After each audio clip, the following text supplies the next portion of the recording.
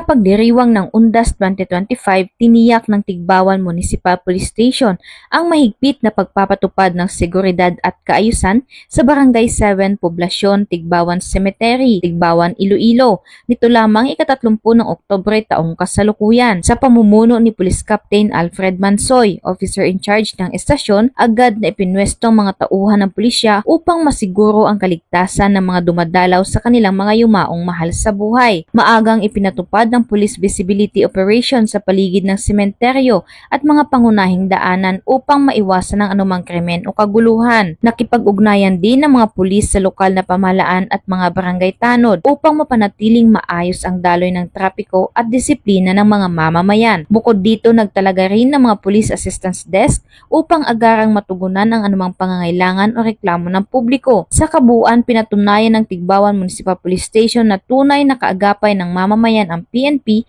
sa pagbibigay ng agarang tulong, kaligtasan at katiwasayan para sa lahat alinsunod sa isinusulong ng pambansang pulisya na bagong PNP para sa bagong Pilipinas, serbisyong mabilis, tapat at nararamdaman.